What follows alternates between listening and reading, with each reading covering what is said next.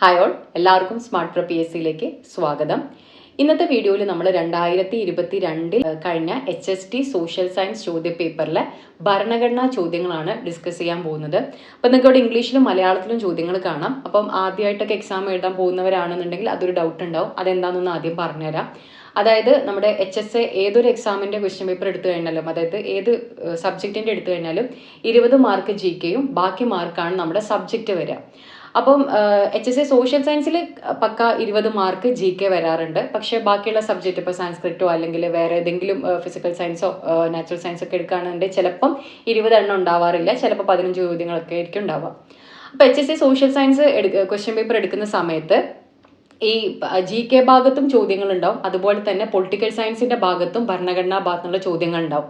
അവിടെ ഭരണഘടനയുമായി ബന്ധപ്പെട്ട ചോദ്യങ്ങൾ മാത്രമല്ല, ഈ തിയറി ബേസ്ഡ് ആയിട്ടുള്ള ചോദ്യങ്ങൾ അവിടെ ഉണ്ടാവും. അപ്പം ഇന്നത്തെ വീഡിയോയിൽ നമ്മൾ ഭരണഘടനയുമായിട്ട് ബന്ധപ്പെട്ട ചോദ്യങ്ങൾ അല്ലെങ്കിൽ അതുമായിട്ട് റിലേറ്റ് ചെയ്ത് വരുന്ന ചോദ്യങ്ങളാണ് നമ്മൾ ഇവിടെ ഡിസ്കസ് ചെയ്യുന്നത്. ഓക്കെ, ബാക്കി ഈ തിയറി പാർട്ട് ചോദ്യങ്ങളൊക്കെ നമ്മൾ വേറൊരു വീഡിയോ ആയിട്ട് ചെയ്യുന്നതായിരിക്കും. അപ്പം നമുക്ക് ആദ്യത്തെ ചോദ്യം നോക്കാം. ഇത് 2022 കഴിഞ്ഞിട്ടുള്ള ചോദ്യ പേപ്പറാണ്. അപ്പോൾ ഇതിൽ തന്നെയുള്ള ചോദ്യങ്ങളുടെ ഒരു നിലവാരം കാണുമ്പോൾ നിങ്ങൾക്ക് മനസ്സിലാവും എത്തരത്തിലുള്ള ഒരു ചോദ്യങ്ങൾ നിങ്ങൾ ഇനി പ്രതീക്ഷിക്കണം എന്നുള്ളത്. ആദ്യത്തെ ചോദ്യം: with the adoption of the constitution by the members of the constituent assembly on 26 November 1949, അതായത് 1949 നവംബർ 26 കോൺസ്റ്റിറ്റ്യൂന്റ് അസംബ്ലി അല്ലെങ്കിൽ ഭരണഘടനാ നിർമ്മാണ സഭ ഭരണഘടന അംഗീകരിച്ചു. അപ്പൊ 1950 ജനുവരി 26 എന്ത് ചെയ്യുന്നത്? ഭരണഘടന നിലവിൽ വരുന്നത്. പക്ഷെ ഭരണഘടന അംഗീകരിക്കുന്ന എപ്പോഴാ? 1949 നവംബർ 26. ഇപ്പം നമുക്കിതൊന്നും അല്ല ഇവിടെ വേണ്ടത്, ഇതൊരു കോട്ടാണ്, ഞാൻ ജസ്റ്റ് ഇത് പറയുന്നത് മാത്രമേ ഉള്ളൂ. India become the largest democracy in the world. അതോടുകൂടി എന്തായിട്ട് മാറി? ലോകത്തിലെ തന്നെ ഏറ്റവും വലിയ ജനാധിപത്യ രാജ്യമായിട്ട് ഇന്ത്യ മാറുന്നു.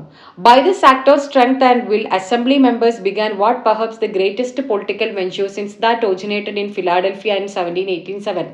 അതായത് 1787 ഫിലാഡൽഫിയയിൽ നടന്ന ഒരു രാഷ്ട്രീയ സംഭവത്തിന് ശേഷമുള്ള ഒരു പ്രധാനപ്പെട്ട സംഭവമാണ് ഈ പറയുന്ന ഇന്ത്യൻ ഭരണഘടന അംഗീകരിച്ചത് എന്നാണ് ആരോ ഒരാൾ പറയുന്നത്.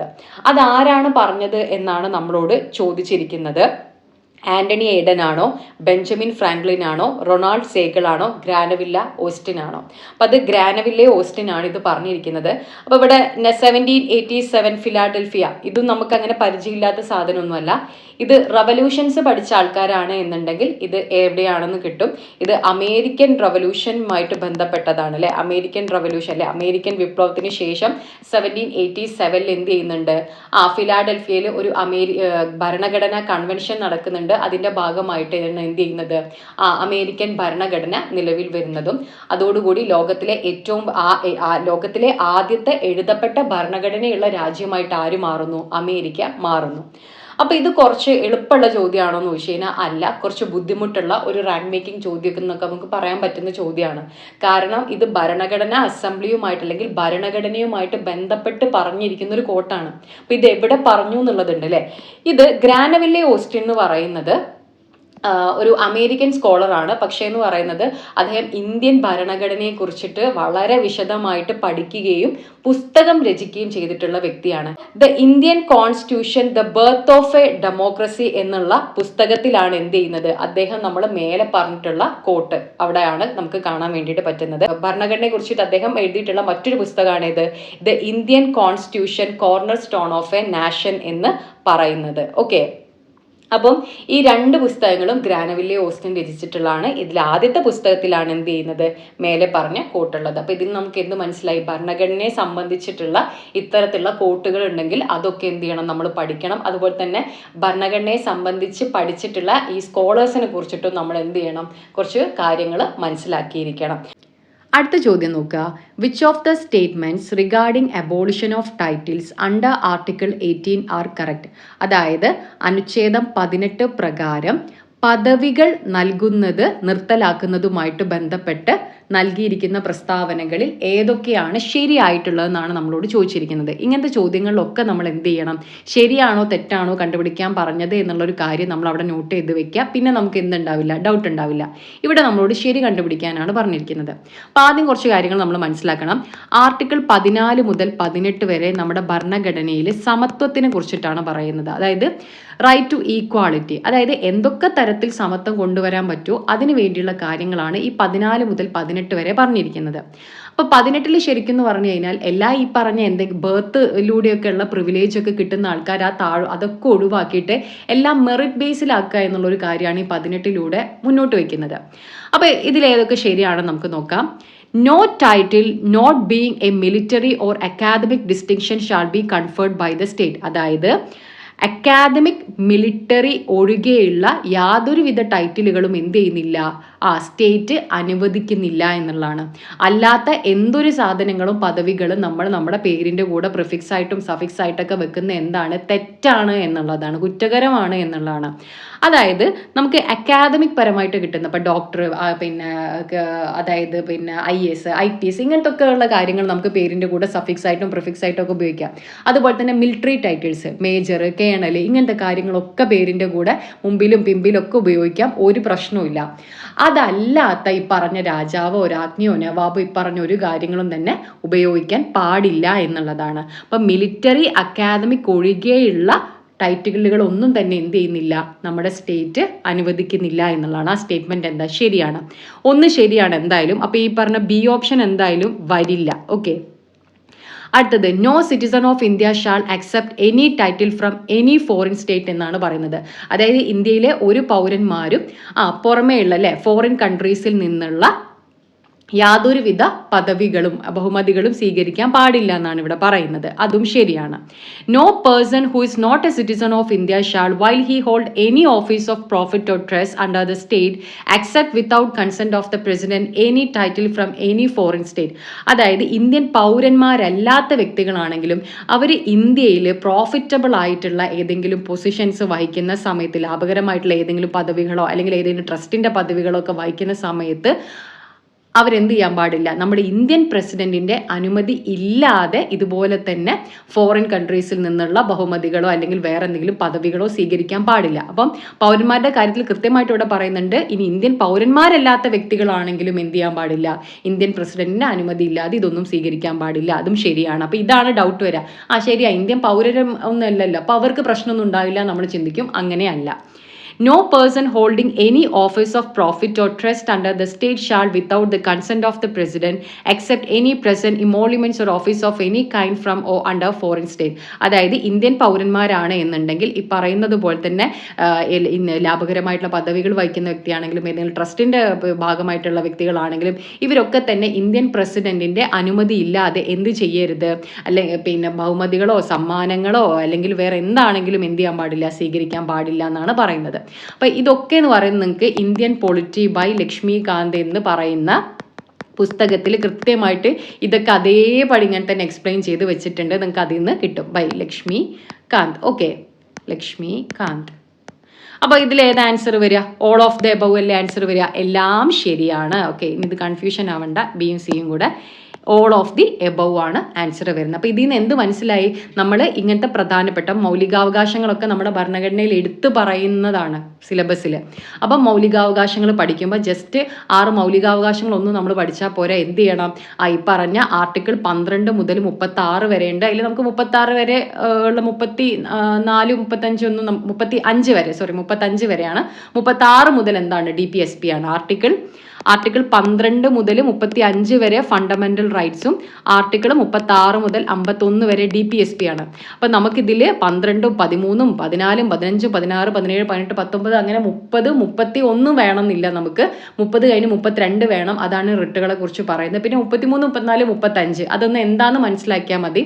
അതിൽ പറഞ്ഞ നമ്മൾ പട്ടാള ഭരണം നിലനിൽക്കുന്ന സമയത്ത് എങ്ങനെയാണ് ഈ ഫണ്ടമെന്റൽ റൈറ്റിന്റെ ആപ്ലിക്കേഷൻ, അങ്ങനത്തെ ഒക്കെ കുറച്ച് കാര്യങ്ങളാണ് ഈ 35 വരെ പറയുന്നത്. അത്ര ഇമ്പോർട്ടൻ്റ് അല്ല, പക്ഷെ എന്താന്നുള്ള കൺസെപ്റ്റ് അവിടെ മനസ്സിലാക്കിയിരിക്കണം.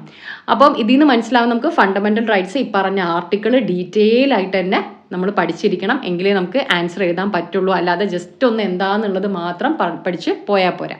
ഓക്കെ, അടുത്ത ചോദ്യം നോക്കുക. ഇത് DPSP ആയിട്ട് ബന്ധപ്പെട്ട് ഡയറക്റ്റ് ആർട്ടിക്കിൾസ് കൊടുത്തിരിക്കുന്നു. അതുമായിട്ട് ബന്ധപ്പെട്ട കാര്യങ്ങൾ ഒരു സൈഡിലുണ്ട്. ഇതിനോട് നമുക്ക് മാച്ച് ദ ഫോളോയിങ് ആണ്. അപ്പോൾ ഇവിടെ എന്ത് ചെയ്യണം? ആർട്ടിക്കിൾ അറിയാത്ത ഒരാൾക്ക് ഇത് എഴുതാൻ പറ്റില്ല. പിന്നെ സ്ഥിരമായിട്ട് ചോദിക്കുന്ന നമ്മുടെ PSCയിൽ ചോദിക്കുന്ന പിന്നെ DPSP ചോദിക്കുന്ന ആർട്ടിക്കിൾസും അല്ല ഇവിടെ കൊടുത്തിരിക്കുന്നത്. അതിലൊന്ന് യൂണിഫോം സിവിൽ കോഡ് സ്ഥിരമായിട്ട് നമ്മൾ കാണുന്നതാണ്, അതെല്ലാവർക്കും ഏറെക്കുറെ അറിയുന്നതുമാണ്. ആർട്ടിക്കിൾ 44 യൂണിഫോം സിവിൽ കോഡിനെ കുറിച്ചിട്ട് പറയുന്നത്. അപ്പോൾ ഇത് ഓർത്ത് വെക്കാൻ എളുപ്പമാണ്. 4 ഒരേപോലെ ഇല്ല, യൂണിഫോമിറ്റി ഉണ്ടല്ലോ. അപ്പോൾ യൂണിഫോം സിവിൽ കോഡ് 44 നമുക്ക് പഠിച്ചു വെക്കാം. അപ്പം 2D വരുന്നത് നമുക്ക് നോക്കാം, ബാക്കിയൊന്നും അറിയില്ലെങ്കിൽ. അപ്പൊ 2D വരുന്ന 2 ഓപ്ഷൻ ഉണ്ട്, എയും ഉണ്ട് ഡിയും ഉണ്ട്. അപ്പൊ നമുക്ക് ഒന്ന് മാത്രം വെച്ച് കണ്ടുപിടിക്കാൻ പറ്റില്ല. Promotion of international peace and security ഏതാ വരുന്നത്? ആർട്ടിക്കിൾ 51 അന്താരാഷ്ട്ര സമാധാനവും സുരക്ഷിതത്വവും ഉറപ്പുവരുത്തുക. അപ്പം 1C വരുന്നത്. അപ്പൊ എ ആണ് ആൻസർ, നമുക്ക് മനസ്സിലായി. അപ്പം അതെങ്ങനെ നമ്മൾ ഓർത്ത് വെക്കും? ആർട്ടിക്കിൾ 36 മുതൽ 51 വരെയാണ് DPSP നമ്മൾ പറഞ്ഞു അല്ലേ. 51 ഇന്റർനാഷണൽ പീസ് ആൻഡ് സെക്യൂരിറ്റി. അപ്പം നമുക്ക് ഇതൊക്കെ പഠിക്കാൻ കുറച്ച് ബുദ്ധിമുട്ടാണല്ലേ, വലിയ താല്പര്യമൊന്നുമില്ല. അപ്പം നമുക്ക് ഓരോന്നും പഠിച്ചു കഴിയുമ്പോൾ, ഇപ്പോൾ ഫണ്ടമെന്റൽ റൈറ്റ്സ് പഠിച്ചു കഴിയുന്നു, DPSP പഠിച്ചു കഴിയുന്നു, ഇതൊക്കെ സമാധാനം ഓരോന്നും പഠിച്ചു കഴിയുമ്പോൾ. അപ്പോൾ ഈ 51ാമത്തെ DPSP കഴിയുമ്പോൾ നമുക്കൊരു സമാധാനം ഉണ്ടാവില്ലേ? ഉണ്ടാവും. കാരണം എന്താ, തീർന്നല്ലോ. അപ്പം അങ്ങനെ ആലോചിക്കാം. 51 international peace and security. Okay, ഇനി just and human conditions of work, അതായത് നമ്മുടെ ജോലി സ്ഥലങ്ങളിൽ മനുഷ്യത്വപരമായിട്ടുള്ള സാഹചര്യം ഒരുക്കുക എന്നുള്ളത് ആർട്ടിക്കിൾ 42 അവിടെ തന്നെയാണ് മെറ്റേണിറ്റി റിലീഫിനെ കുറിച്ച്, അതായത് പ്രസവാനുകൂല്യത്തെ കുറിച്ച് പറയുന്നത്. Separation of judiciary from the executive article 15 എന്താണ്? നമ്മുടെ കാര്യനിർവഹണ വിഭാഗത്തെ നീതിന്യായ വിഭാഗത്തെ കാര്യനിർവഹണ വിഭാഗത്തിൽ നിന്നും വേർതിരിക്കുക എന്ന് പറയുന്നത് എവിടെയാണ്? ആർട്ടിക്കിൾ 50. അതിങ്ങനെ ആലോചിക്കാം, നമ്മൾ 50-50 ആക്കാന്നറിയില്ല, പകുതി ആക്കുക പോലെ സെപ്പറേറ്റ് ചെയ്യുക. ആരൊക്കെ? നീതിന്യായ വിഭാഗത്തിനെ അതുപോലെ തന്നെ കാര്യനിർവഹണ വിഭാഗത്തിനെ സെപ്പറേറ്റ് ചെയ്യുക, 50-50 ആക്കാന്ന് ആലോചിച്ചാൽ മതി. അപ്പോൾ അവിടെ കിട്ടും. അടുത്ത ചോദ്യം, through the simple majority of the parliament which of the provision of the constitution can be amended? അതായത് സിമ്പിൾ മെജോറിറ്റി ഉപയോഗിച്ച് താഴെ തന്നിരിക്കുന്നവയിൽ ഭേദഗതി ചെയ്യാൻ പറ്റുന്ന കാര്യങ്ങൾ ഏതൊക്കെയാണെന്നാണ് ചോദിച്ചിരിക്കുന്നത്. അപ്പം ഈ ക്വസ്റ്റ്യൻ നമുക്ക് ചെയ്യണമെന്നുണ്ടെങ്കിൽ എന്തറിഞ്ഞിരിക്കണം? ഏതൊക്കെ ടൈപ്പ് ഓഫ് മെജോറിറ്റി ഉണ്ടെന്നും അത് ഏതൊക്കെയാണെന്നും ഏതൊക്കെ വെച്ചിട്ട് ഏതൊക്കെയാണ് അമെൻമെന്റ് ചെയ്യാൻ പറ്റുക എന്നുള്ളതും അറിയണം. അപ്പം നമ്മളൊക്കെ പറയാം, ഒരു 3 തരത്തിൽ നമുക്ക് ഭരണഘടന ഭേദഗതി ചെയ്യാം. Simple majority, special majority. ഇനി നമുക്ക് 3ാമത്തെ ടൈപ്പായിട്ടും പറയാം. അതല്ല എന്നുണ്ടെങ്കിൽ ഈ 2ാമത്തതിൻ്റെ സബായിട്ടാണെന്ന് നമുക്ക് പറയാം. കാരണം ഇതേ സ്പെഷ്യൽ മെജോറിറ്റി വേണം, പ്ലസ്സോ ഹാഫ് ഓഫ് ദ സ്റ്റേറ്റിന്റെ റാറ്റിഫിക്കേഷൻ, അതായത് അനുമതി കൂടെ എന്ത് ചെയ്യണം? വേണം. അപ്പം simple majority, special majority plus ratification of half of the States. അപ്പം 3 എണ്ണം ഉണ്ട്. അപ്പം ഇതിൽ കുറച്ച് കാര്യങ്ങളുണ്ട്. അതായത് സിമ്പിൾ മെജോറിറ്റി, പാർലമെന്റിന്റെ സിമ്പിൾ മെജോറിറ്റി വെച്ച് അമെൻമെന്റ് ചെയ്യാൻ പറ്റുന്ന കുറച്ച് കാര്യങ്ങളുണ്ട്. ഇത് നിങ്ങൾ പഠിക്കണം. അതുപോലെ സ്പെഷ്യൽ മെജോറിറ്റി ഏതൊക്കെ കാര്യങ്ങൾ അമെൻമെന്റ് ചെയ്യാനാണ് പഠിക്കണം. അതുപോലെ special majority plus half of the States വേണ്ടത് ഏതാണെന്ന് പഠിക്കണം. ഓക്കെ, അപ്പൊ സ്പെഷ്യൽ മെജോറിറ്റി വേണ്ടത് എന്ന് പറയുന്നത് DPSPയും അതുപോലെ തന്നെ ഫണ്ടമെന്റൽ റൈറ്റ്സും, പിന്നെ ഈ 2 എണ്ണത്തിലും ഉൾപ്പെടാത്ത എന്തെങ്കിലും ഉണ്ടെങ്കിൽ അതിന് സ്പെഷ്യൽ മെജോറിറ്റിയാണ് വേണ്ടത്. ഇവിടെ നമ്മളോട് സിമ്പിൾ മെജോറിറ്റി അല്ലെങ്കിൽ കേവല ഭൂരിപക്ഷ കൊണ്ട് അമെൻമെന്റ് ചെയ്യാൻ പറ്റുന്ന കാര്യങ്ങൾ ഏതൊക്കെയാണെന്നാണ് ചോദിച്ചിരിക്കുന്നത്. പ്രസിഡൻഷ്യൽ ഇലക്ഷൻ, പ്രസിഡന്റ് എന്ന് പറയുന്നത് ഇന്ത്യയുടെ യൂണിറ്റിയുടെയും ഇന്റഗ്രിറ്റിയുടെയും ഒക്കെ ഒരു സിമ്പലാണ്, അതായത് നമ്മുടെ രാജ്യത്തിന് മൊത്തം ആകെയുള്ളതാണ്. അപ്പോൾ പ്രസിഡന്റ് ഇലക്ഷനിൽ എന്തെങ്കിലുമൊക്കെ ചേഞ്ച് വരുത്തണമെങ്കിൽ ഉറപ്പായിട്ടും സ്റ്റേറ്റിന്റെ റാറ്റിഫിക്കേഷൻ വേണ്ടി വരുമല്ലോ. യെസ്, വേണം. അപ്പം ഇവിടെ നമ്മുടെ ഈ 3ാമത്തെ ടൈപ്പായിട്ടുള്ള simple majority special majority plus ratification of half of the states ആണ് എന്ത്? പ്രസിഡൻഷ്യൽ ഇലക്ഷന് വേണ്ടത്. ഓക്കെ, അപ്പം ഇതല്ല എന്ന് നമുക്ക് മനസ്സിലായി. Directive principles of state policy വരുമോ? ഇല്ല. നമ്മൾ നേരത്തെ പറഞ്ഞു സ്പെഷ്യൽ മെജോറിറ്റിയിൽ അമെൻമെന്റ് ചെയ്യേണ്ട കാര്യമാണ് എന്ത്? DPSP എന്ന് പറയുന്നത്. 3, formation of new States. Yes, അതിന് എന്ത് മതി? സിമ്പിൾ മെജോറിറ്റി മതി. Alteration of boundaries and names of existing States, അതിനും എന്ത് മതി? അതായത് ഒരു സംസ്ഥാനങ്ങളുടെ അതിർത്തികളിൽ എന്തെങ്കിലും ചേഞ്ച് വരുത്തണമെങ്കിലോ അല്ലെങ്കിൽ നമ്മുടെ നിലവിലുള്ള സംസ്ഥാനങ്ങളുടെ പേര് മാറ്റാനൊക്കെ എന്ത് മതി? സിമ്പിൾ മെജോറിറ്റി മതി. അത് നമുക്ക് ആലോചിച്ചാൽ മനസ്സിലാവും. പേര് മാറ്റാനൊക്കെ എത്ര വലിയ പ്രശ്നമൊന്നുമല്ലല്ലോ. അപ്പോൾ അതിനെന്ത് മതി? സിമ്പിൾ മെജോറിറ്റി മതി. ന്യൂ സ്റ്റേറ്റ്സിനും എന്ത് മതി? സിമ്പിൾ മെജോറിറ്റി മതി. അപ്പോൾ ഏതാ നമ്മുടെ ആൻസർ? 3ഉം 4ഉം ആണ് ആൻസർ വരിക. അപ്പോൾ ഇതിനൊന്നും വെച്ചാൽ കുറുക്കുവടിയും ഒന്നുമില്ല. ആ 3 ടൈപ്പും അങ്ങ് പഠിക്കണം. ഏതൊക്കെ അതിൻ്റെ താഴത്ത് വരുന്നതെന്ന് പഠിക്കണം. ഇതൊക്കെ നമ്മുടെ Indian polity by Laxmikanth clear ആയിട്ട് കൊടുത്തിരിക്കുന്നുണ്ട്. അടുത്തത്, നമ്മുടെ റിട്ടുകളാണ് കൊടുത്തിരിക്കുന്നത്. ഈ ഓരോ റിട്ടും ഏതുമായിട്ട് കണക്ട് ചെയ്ത് വരുന്നു എന്നുള്ളതാണ് പറയേണ്ടത്. ഹേബിയസ് കോർപ്പസ് ഇതിലേതാ വരിക? To produce the detained person ആണ് വരുന്നത്. അതായത് എന്താണ്? തടവിലാക്കപ്പെട്ട വ്യക്തിയെ പ്രൊഡ്യൂസ് ചെയ്യുക, ഹാജരാക്കാൻ വേണ്ടി പറയുന്ന റിട്ടാണ് ഹേബിയസ് കോർപ്പസ്. അതായത് ഏതെങ്കിലും ഒരു വ്യക്തിയെ തടവിലാക്കപ്പെട്ടിട്ടുണ്ട് എന്നുണ്ടെങ്കിൽ നമുക്ക് എന്ത് ചെയ്യാം? ഹേബിയസ് കോർപ്പസ് റിട്ട് ഫയൽ ചെയ്യാം. എന്തിനു വേണ്ടിയിട്ട്? അതായത് അത് റിട്ട് എന്ന് പറയുന്നത് എന്താണ്? മൗലികാവകാശങ്ങളിൽ ലംഘനം ഉണ്ടായിക്കഴിഞ്ഞാൽ അത് പുനഃസ്ഥാപിക്കാൻ വേണ്ടിയിട്ട് കോടതി പുറപ്പെടുവിക്കുന്ന ഉത്തരവുകളെയാണ് എന്ത് ചെയ്യുന്നത് നമ്മൾ, അതായത് സ്പെഷ്യൽ ഉത്തരവുകളെയാണ് നമ്മൾ റിട്ടുകൾ എന്ന് പറയുന്നത്. അപ്പോൾ ഹേബിയസ് കോർപ്പസ് റിട്ട് നമ്മൾ ഏത് സാഹചര്യത്തിലാണ് കോടതി പുറപ്പെടുവിക്കുക? അതായത് ഏതെങ്കിലും ഒരു വ്യക്തിയെ അന്യായമായിട്ടാണോ തടവിലാക്കപ്പെട്ടതെന്ന് അറിയാൻ വേണ്ടിയിട്ട് അയാൾ എന്ത് സ്റ്റേറ്റിനോട് പറയും. അപ്പോൾ പോലീസ് എന്ത് ചെയ്യും? അയാളെ ഹാജരാക്കും. അപ്പം അത് കോടതി എന്ത് ചെയ്യും? പരിശോധിക്കും. ഇയാൾ ന്യായമായിട്ടാണോ അന്യായമായിട്ടാണോ എന്നൊക്കെ തടവിലാക്കപ്പെട്ടത്. കാരണം അയാളുടെ സ്വാതന്ത്ര്യമല്ലേ അവിടെ ഹനിക്കുന്നത്, മൗലികാവകാശ ലംഘനമാണ് നടക്കുന്നത്. അപ്പം അന്യായമായിട്ടാണെന്ന് കോടതിക്ക് ബോധ്യം വന്നു കഴിഞ്ഞാൽ കോടതി എന്ത് പറയും? അയാളെ വിട്ടയക്കാൻ വേണ്ടിയിട്ട് പറയും, റിലീസ് ചെയ്യാൻ വേണ്ടിയിട്ട് പറയും. അപ്പം ഹേബിയസ് കോർപ്പസ് എന്നുള്ളതിൽ ഹ്യൂമൻ ബോഡി നമുക്ക് ആലോചിക്കാം. അപ്പം ഈ പറഞ്ഞത് കിട്ടും. അടുത്തത് മാൻഡമസ്, ഡ്യൂട്ടി ചെയ്യാൻ പറയുന്ന റിട്ടാണ്. അതായത് ഒരാളോട് ഒരു നിയമപരമായിട്ട് ഒരു ഉദ്യോഗസ്ഥൻ ചെയ്യേണ്ട ഡ്യൂട്ടി അയാൾ ചെയ്തില്ലെങ്കിൽ അയാളോട് കോടതി പറയും, ഡോ മിണ്ടാതെ വേഗം തൻ്റെ പണിയെടുത്തു എന്ന് പറയുന്ന റിട്ടാണ്. ഓക്കെ, ഞാൻ ജസ്റ്റ് മനസ്സിലാൻ പറഞ്ഞു എന്നേ ഉള്ളൂ. To a person to perform his legal duty, അയാൾ ചെയ്യണം. അതായത് എന്തെങ്കിലും ഒരു ഇപ്പോൾ വല്ല റിലയൻസ് കമ്പനിയിൽ ഇരിക്കുന്ന ഒരാളോട് കോടതിക്ക് പറയാൻ പറ്റും താൻ എന്താ ഡ്യൂട്ടി ചെയ്യില്ല? കാരണം അതൊരു പ്രൈവറ്റ് എൻറ്റിറ്റി ആണല്ലേ, പ്രൈവറ്റ് നടക്കില്ല, നിയമപരമായിട്ട് ആ ഒരു ഉദ്യോഗസ്ഥൻ ചെയ്യണം. അപ്പോൾ അതായത് ഗവൺമെന്റ് ഉദ്യോഗസ്ഥരോടാണ് നമുക്കിത് ചെയ്യാൻ പറ്റുക, പറയാൻ വേണ്ടി പറ്റുക കോടതിക്ക്. നമുക്ക് മനസ്സിലായി, അതാണ് മാൻഡമസ് എന്ന് പറയുന്നത്. ഹേബിയസ് കോർപ്പസ് എന്ന് പറയുന്നത് ഡി. അപ്പം നമുക്ക് നോക്കി നോക്കാം ഓപ്ഷൻസ്. 1 ഡി വരണം, അപ്പം 2 ഉണ്ട് 1 ഡി വരുന്നത്. മാൻഡമസ് 2 സി വരണം, അപ്പം സി ആണ് ആൻസർ. നമുക്ക് ബാക്കി നോക്കാം. സർഷ്യോററി എന്ന് പറയുമ്പോൾ നമുക്ക് ട്രാൻസ്ഫർ എന്ന് പറഞ്ഞിട്ടുള്ള വേർഡാണ് മനസ്സിൽ വരേണ്ടത്. എന്താണ്? Removal of a suit from an inferior court to a superior court. എന്താണ്? അതായത് ഒരു കീഴ്ക്കോടതിയിൽ നിന്നും ഒരു കേസ് മേൽക്കോടതിയിലേക്ക് മാറ്റാൻ വേണ്ടി പറയുന്ന റിട്ടാണ് എന്ത്? സർഷ്യോററി റിട്ട് എന്ന് പറയുന്നത്. കോ വാറന്റോ, ക്വസ്റ്റ്യൻ ചെയ്യുക. ആരെയാണ് ക്വസ്റ്റ്യൻ ചെയ്യുന്നത്? ഒരു ഉദ്യോഗസ്ഥൻ അയാൾക്ക് അർഹതയില്ലാതെയാണ് ആ ഉദ്യോഗം വഹിക്കുന്നത് എന്നുണ്ടെങ്കിൽ അയാളോട് ക്വസ്റ്റ്യൻ ചെയ്യാം, താൻ എന്ത് ധൈര്യത്തിലാണ് കയറി ഇരിക്കുന്നത്. അങ്ങനെ ഒരു കോവാറന്റോ റിട്ട് പുറപ്പെടുവിച്ചു കഴിഞ്ഞാൽ പിന്നെ എന്തിനാ? അയാൾ തെളിയിക്കണം അയാൾക്ക് ആ ഒരു സ്ഥാനത്ത് ഇരിക്കാനുള്ള യോഗ്യത ഉണ്ടെന്ന്. ഇതും നമുക്ക് ഒരു ഗവൺമെന്റ് സ്ഥാപനത്തോട് മാത്രമേ പറയാൻ പറ്റുള്ളൂ, അല്ലെങ്കിൽ ഗവൺമെന്റ് സ്ഥാപനവുമായിട്ട് ബന്ധപ്പെട്ടുള്ള ഉദ്യോഗസ്ഥരോട് മാത്രമേ പറയാൻ പറ്റുള്ളൂ. അല്ലാതെ ഒരു പ്രൈവറ്റ് സ്ഥാപനത്തിലൊന്നും എന്ത് ചെയ്യാൻ പറ്റില്ല, കോവാറന്റോ റിട്ട് പുറപ്പെടുവിക്കാൻ വേണ്ടിയിട്ട് പറ്റില്ല. To restrain a person from acting in an office to which he is not entitled. അപ്പം ഈ റിട്ടുകൾ ശരിക്കും ഭയങ്കര സിമ്പിളാണ്, നമുക്ക് കാണുമ്പോൾ ഭയങ്കര ബുദ്ധിമുട്ടാണ് തോന്നുന്നത്. കാരണം ആ പേര് തന്നെ ഉണ്ട്, ഹേബിയസ് കോർപ്പസ് എന്നുള്ളതിൽ ഹ്യൂമൻ ബോഡി, മാൻഡമസ് മിണ്ടാതെ പണിയെടുക്കുക, സർഷ്യോററി എന്നുള്ളതിൽ നിന്ന് ട്രാൻസ്ഫർ എന്ന് ആലോചിക്കുക, കോ വാറന്റ് ക്വസ്റ്റ്യൻ ചെയ്യുക, താൻ എന്ത് ധൈര്യത്തിലാണോ ഇവിടെ കയറിയിരിക്കുന്നതെന്ന് ആലോചിക്കാം. ഇനി നമുക്ക് വേറൊരു റിട്ടും കൂടെ ഉണ്ട്, പ്രൊഹിബിഷൻ റിട്ട് എന്ന് പറഞ്ഞും കൂടെ ഇട്ടിട്ടുള്ള ഒരു റിട്ടും കൂടെ ഉണ്ട്.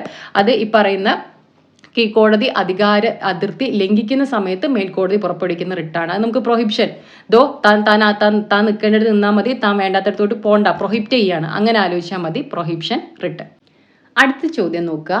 തദ്ദേശ സ്വയംഭരണ സ്ഥാപനങ്ങളിലേക്കുള്ള തിരഞ്ഞെടുപ്പിന്റെ നടത്തിപ്പും മേൽനോട്ടവും നിർവഹിക്കുന്നത് ആര് എന്നാണ് ചോദിച്ചത്. അത് സംസ്ഥാന തിരഞ്ഞെടുപ്പ് കമ്മീഷനാണ്. നമുക്ക് കേന്ദ്ര തിരഞ്ഞെടുപ്പ് കമ്മീഷനുണ്ട്, സംസ്ഥാന തിരഞ്ഞെടുപ്പ് കമ്മീഷനുണ്ട്. അപ്പം ഈ സംസ്ഥാന തിരഞ്ഞെടുപ്പ് കമ്മീഷൻ ഒരേ ഒരു തിരഞ്ഞെടുപ്പ് മാത്രമേ നടത്തുന്നുള്ളൂ. അത് നമ്മുടെ പഞ്ചായത്ത് മുനിസിപ്പാലിറ്റികളിലേക്കുള്ള അല്ലെങ്കിൽ തദ്ദേശ സ്വയംഭരണ സ്ഥാപനങ്ങളിലേക്കുള്ള തെരഞ്ഞെടുപ്പ് മാത്രമേ ആര് നടത്തുന്നുള്ളൂ? സംസ്ഥാന തിരഞ്ഞെടുപ്പ് കമ്മീഷൻ നടത്തുന്നുള്ളൂ. ബാക്കി എല്ലാ തെരഞ്ഞെടുപ്പും, അതായത് നമ്മുടെ ലോക്സഭാ തെരഞ്ഞെടുപ്പ്, സംസ്ഥാന നിയമസഭകളിലേക്കുള്ള തെരഞ്ഞെടുപ്പ്, പ്രസിഡന്റിന്റെ തെരഞ്ഞെടുപ്പ്, വൈസ് പ്രസിഡന്റിന്റെ തെരഞ്ഞെടുപ്പ് എല്ലാം ആരാണ് നടത്തുന്നത്? കേന്ദ്ര തിരഞ്ഞെടുപ്പ് കമ്മീഷനാണ്. അപ്പോൾ ഈ ഒരൊറ്റ പോയിന്റ് പഠിച്ചാൽ മതി.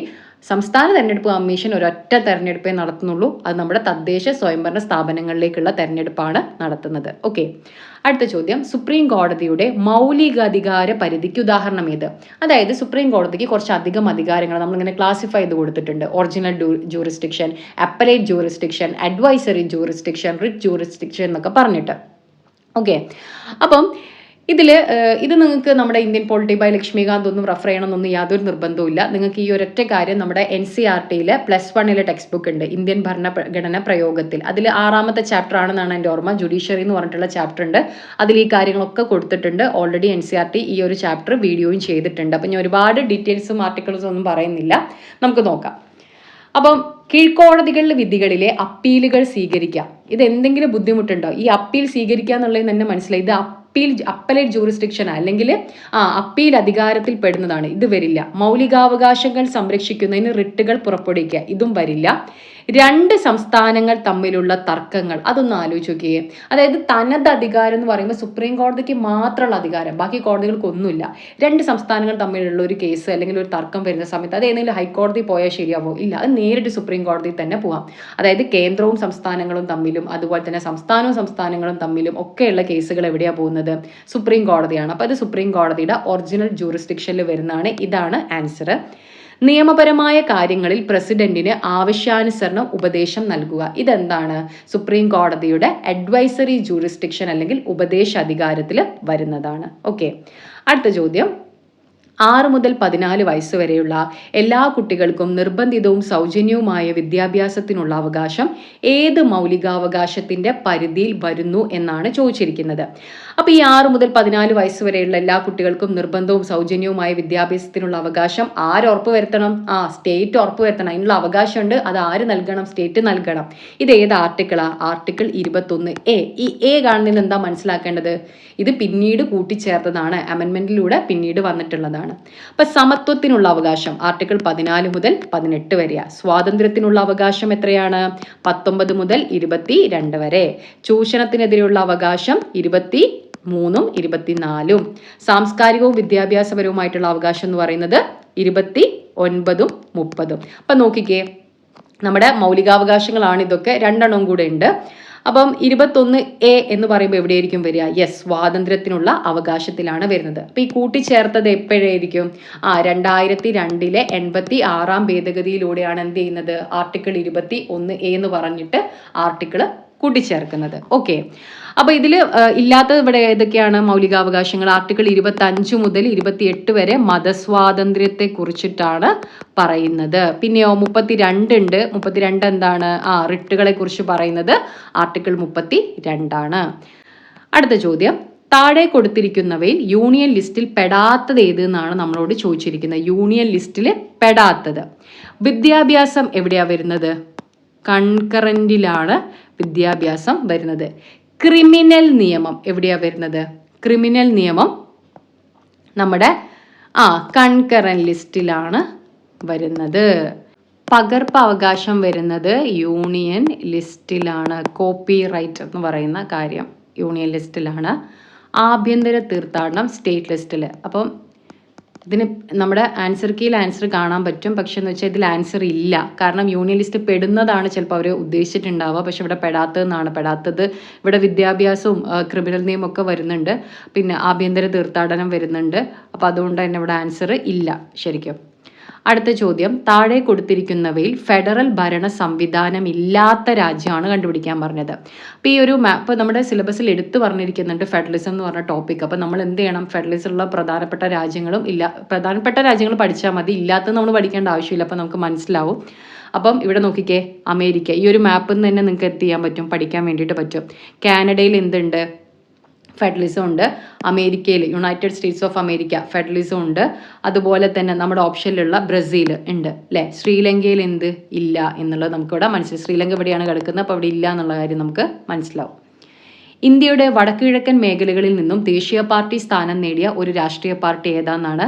നമുക്കറിയാം ഇടക്കാലത്ത് ദേശീയ പാർട്ടികളുടെ എണ്ണത്തിൽ വ്യത്യാസം വന്നിട്ടുണ്ട്. കാരണം കുറച്ച് ദേശീയ പാർട്ടികൾക്ക് ദേശീയ പാർട്ടി സ്ഥാനം നഷ്ടപ്പെട്ടു. പുതിയ കുറച്ച് പാർട്ടികൾക്ക് ദേശീയ പാർട്ടി സ്ഥാനം കിട്ടി അല്ലേ. അപ്പോൾ ദേശീയ പാർട്ടി ആയിട്ട് റെക്കഗ്നൈസ് ചെയ്യാൻ വേണ്ടിയിട്ട് കുറച്ച് ക്രൈറ്റീരിയ ആര് വെച്ചിട്ടുണ്ട്? തെരഞ്ഞെടുപ്പ് കമ്മീഷൻ വെച്ചിട്ടുണ്ട്. അത് ഫില്ല് ചെയ്താൽ മാത്രമാണ് ദേശീയ പാർട്ടി എന്നുള്ള സ്ഥാനം കിട്ടുക അല്ലെങ്കിൽ പദവി കിട്ടുക. അതുപോലെ സംസ്ഥാന പാർട്ടി എന്നുള്ള പദവി കിട്ടാനും എന്ത് ചെയ്യണം? കുറച്ച് ക്രൈറ്റീരിയാസ് ഫുൾഫിൽ ചെയ്യണം. അതൊക്കെ എന്താണെന്നുള്ളത് ഒരു വലിയ പൊളിറ്റിക്കൽ പാർട്ടീസ് എന്നുള്ള ടോപ്പിക്കിൽ വരുന്ന ഒരുപാട് കാര്യങ്ങൾ വരുന്നുണ്ട്. അപ്പം നമുക്ക് കുറച്ചധികം ക്വസ്റ്റ്യൻസ് ഡിസ്കസ് ചെയ്യാനുള്ളതുകൊണ്ട് ഡ്യൂറേഷൻ കൂടും എന്തായാലും. അപ്പം അതുകൊണ്ട് ഞാൻ ആ ഡീറ്റെയിൽസിലിട്ട് പോകുന്നില്ല.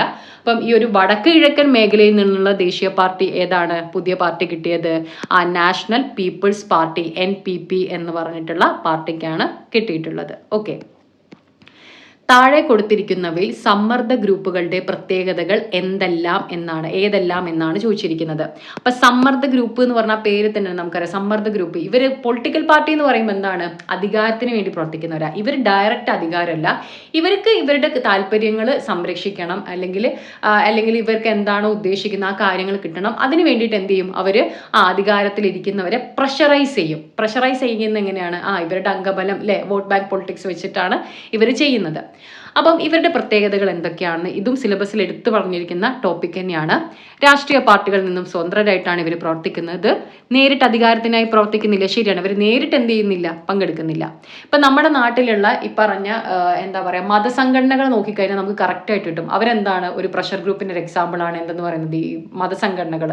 അവർ നേരിട്ട് പ്രവർത്തിക്കുന്നില്ല, അവരൊരു പ്രഷർ ഗ്രൂപ്പായിട്ട് നിൽക്കുകയാണ് ചെയ്യുന്നത്. തെരഞ്ഞെടുപ്പുകളിൽ അവർ മത്സരിക്കുന്നില്ല. അപ്പൊ 3 എന്തായാലും ആൻസർ ഓപ്ഷനിൽ വരില്ല. 3 വരുന്നത് നമുക്ക് ഒഴിവാക്കിയാൽ തന്നെ ആൻസർ കിട്ടി. പ്രാദേശിക സാമുദായിക താല്പര്യങ്ങൾക്കായിട്ട് ഇവർ പ്രവർത്തിക്കുന്നുണ്ട്. ഓക്കെ, ഇനി സംസ്ഥാനങ്ങൾക്ക് മറ്റ് പിന്നോക്ക വിഭാഗങ്ങളുടെ പട്ടിക തയ്യാറാക്കാനുള്ള അധികാരം പുനഃസ്ഥാപിക്കുന്ന ഭരണഘടനാ ഭേദഗതി ഏതാണെന്നാണ് ചോദിച്ചത്. 105 അപ്പൊ ഈ 105ഉം 102ഉം കണക്റ്റഡ് ആയിട്ടാണുള്ളതാണ്. അതായത് 102-ാം ഭേദഗതിയിലെ കുറച്ച് കാര്യങ്ങൾ ശരിയാക്കാൻ വേണ്ടി കൊണ്ടുവന്ന ഭേദഗതിയാണ് 105. അപ്പൊ 102-ൽ എന്താന്ന് വെച്ചാൽ ഏറ്റവും ലേറ്റസ്റ്റ് ആയിട്ട് ഭരണഘടനാ പദവി ലഭിച്ചിട്ടുള്ള സ്ഥാപനമാണ് നമ്മുടെ പിന്നാക്ക വിഭാഗ കമ്മീഷൻ. അപ്പൊ ഈ പിന്നാക്ക വിഭാഗ കമ്മീഷന് ഭരണഘടനാ പദവി ലഭിച്ചു. അതോടൊപ്പം തന്നെ 102-ാം ഭേദഗതിയിൽ വേറെ കുറച്ച് കാര്യം നടന്നത് എന്താന്ന് വെച്ച് കഴിഞ്ഞാല് ഈ ഓരോ സംസ്ഥാനത്തും അതാത് സംസ്ഥാനങ്ങളിൽ ഏതൊക്കെ കമ്മ്യൂണിറ്റീസ് ആണ് അല്ലെങ്കിൽ ആരൊക്കെയാണ് ഈ പിന്നാക്ക വിഭാഗം എന്ന് പറഞ്ഞിട്ടുള്ള ഈ ഒരു പട്ടികയിൽ ഉൾപ്പെടുന്നവരാരൊക്കെയെന്ന് തീരുമാനിക്കാനുള്ള അധികാരം ആർക്കായിരുന്നു, സംസ്ഥാനങ്ങൾക്കായിരുന്നു. പക്ഷേ ഈ 102-ാം ഭേദഗതിയിലൂടെ ആ സംസ്ഥാനങ്ങളുടെ ആ അധികാരം കട്ട് ചെയ്തിട്ട് അത് ആർക്ക് കൊടുത്തു, പ്രസിഡന്റിന് കൊടുത്തു. ഇതിനെതിരെ സംസ്ഥാനങ്ങൾ എന്ത് ചെയ്തു, കോടതിയിൽ പോയി. അങ്ങനെ എന്ത് ചെയ്തു, 105-ാം ഭേദഗതിയിലൂടെ അവരുടെ പോയ അധികാരം കോടതി എന്ത് ചെയ്യുന്നു, പുനഃസ്ഥാപിക്കുന്നു. അവർക്കും എന്ത് ചെയ്യാം, പിന്നാക്ക വിഭാഗങ്ങൾ ആരൊക്കെയാണെന്ന് റെക്കഗ്നൈസ് ചെയ്യാനുള്ള അധികാരം തിരിച്ചു കൊടുക്കുകയാണ്. അപ്പൊ അത് 105-ാം ഭേദഗതിയിലാണ്. അപ്പൊ 102ഉം 105ഉം എന്താണ്, കണക്റ്റഡ് ആണ്. പിന്നെ 103-ാം ഭേദഗതിയിൽ എന്താ നടക്കുന്നതെന്ന് വെച്ച് കഴിഞ്ഞാൽ പ്രധാനപ്പെട്ട കാര്യം എന്ന് പറയുന്നത് മുന്നോക്ക വിഭാഗത്തിലെ സാമ്പത്തികമായി പിന്നോക്കം നിൽക്കുന്നവർക്ക് 10% സംവരണം കൊടുക്കുന്നത് ഏത് അമെന്റ്മെന്റിലൂടെയാണ്, 103-ാം അമെന്റ്മെന്റിലൂടെയാണ് ആ ഒരു കാര്യം കൊണ്ടുവരുന്നത്. പിന്നെ നമ്മുടെ ആംഗ്ലോ ഇന്ത്യൻ സംവരണം നിർത്തലാക്കുന്നത് 104-ാം ഭേദഗതിയിലൂടെയാണ്. ഓരോ ഭേദഗതിയിലും ഒരുപാട് കാര്യങ്ങൾ നടക്കും. അതിൽ ഏറ്റവും പ്രധാനപ്പെട്ട കാര്യമാണ് നമുക്ക് പഠിക്കേണ്ടത്.